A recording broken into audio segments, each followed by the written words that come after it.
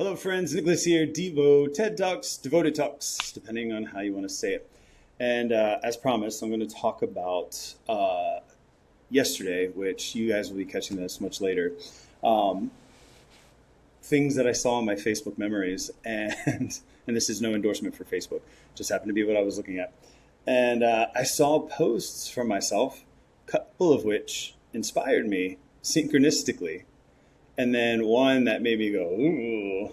But you know what? I can hand it to myself then. I believed it. And when I tuned back into that guy, I would still believe it. And so it was an authentic post that served its purpose for whom it touched. In these later years, with more awareness that I have now that I've gone through yoga schools and more Ayurveda and just, life experience, I look at it and go, wow, that doesn't really hold a lot of space for some life experiences. And so, one of the things that I heard through different support groups is take what you like and leave the rest. And that's a very good suggestion. I have trouble doing that because I want to judge the things that I don't like, but that doesn't help anybody, right? I mean, it's very hard in the current day and world to not want things to be different or want to voice your opinion or want to change how things are. However, as I said in my yoga class last night, demanding is not un-yogic. It is not in contrast to yoga. What is in contrast to the yoga is your attachment to the response to a demand. You can demand anything you want all day long, but if you're attached to the outcome, that's where you come sideways or crossways of yoga and Ayurveda and the practices within.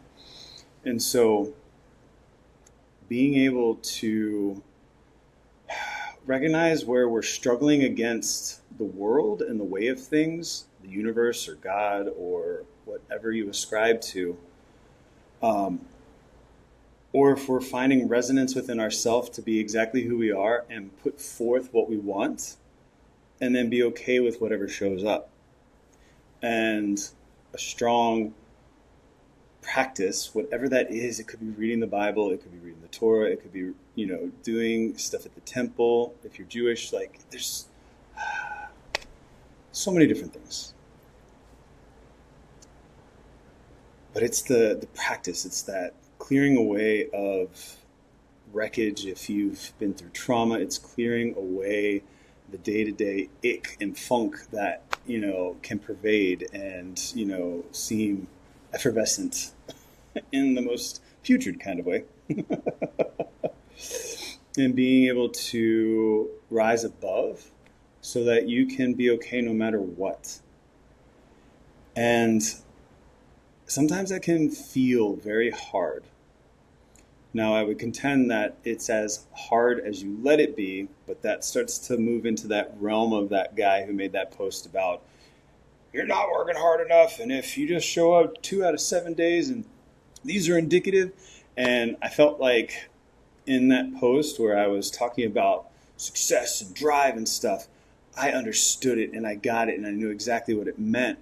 But it wasn't until I've experienced more life that I realized that I was closer to the person who needed more time and needed more space to build that ramp and runway instead of just magically deciding and being that. And that's me. That's my journey. That's what is happening for moi. And that may also be true of other people. But again, taking what you like and leaving the rest. That message got to exactly who it was supposed to when I posted it. And now it's getting exactly to whom it's supposed to right now, which was me, at least in this instance, and my sister, because I sent that to her. But when you're young, there's not as much context from which to perceive. Again, that's okay, and that can't be helped unless there's a strong connection to elders, which is something that I think is lacking significantly in a lot of cultures and a lot of society. I would argue the Western culture predominantly, but especially the North American, at least in America, USA, culture. And, that's part of people having immigrated here and being migrants and whatnot. We're developing the generations now and the elders and those who will carry forth the torch and knowledge to the future, generation by generation by generation. And so in that lack of knowledge or context, it's hard to really show up in the world. And I will say that I had so many preconceived notions about the world, and even in the last couple of years, that I just couldn't quite wrap my arms around it, let alone my head.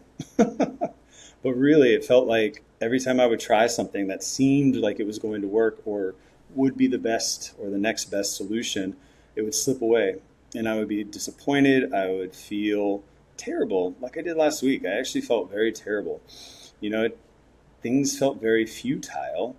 I was watching too much politics. I was doing too much worrying, and I was doing a lot of things that really keep you tethered to lack. And that's hard. That's also part of the human experience. And that's something I can now make space for when I work with people, because I've experienced it and I felt it and I know it. I actually made a post about it on Saturday, and I've had several people reach out and talk about they were very glad to have read it. And it was just a therapeutic way of me expressing and processing what I was going through. But essentially, sometimes things aren't an addiction so much as a misalignment of mind, body, and spirit, in which you're trying to tether yourself to anything, any ounce of something that is familiar or that has some semblance of joy, excitement, or beauty, or, is opposite the experience that you're going through, that is, suffering to some extent, if not extremely. And so if we can start to pull things back from where they're at, that maybe we're making those choices because we're trying to tether ourselves to something different than what we're regularly experiencing, and that eating comfort food all the time might be a function of stress, but stress in, I don't get to have any fun, and I remember these fun, good times when I was a kid, and these are the foods that I like to eat. And I'm speaking about myself here. Like, I have these foods that I turn to, and I have these cravings when I'm feeling my least well, right? And I'll get into these kicks where I'll start binge watching shows or movies that bring me a lot of joy from when I was a child, or remind me of them. And it's because I'm trying to tether myself to easier times. I'm trying to tether myself and ground myself in at least a modicum of beauty, at least from my perspective, or joy, or reminds me of my mom, like mashed potatoes, hello. So what does that have to do with everything? We only have the perspective that we have, and we shouldn't judge ourselves harshly upon that perspective, because there may not have been the opportunity to gain more. And within that, knowing that whatever we tether ourselves to doesn't mean anything about us. It is a function of whatever it is we're going through. And so the success or lack of success, or the whatever it is that you're experiencing in your life, is likely and largely in part to this function that you are living in this moment. And so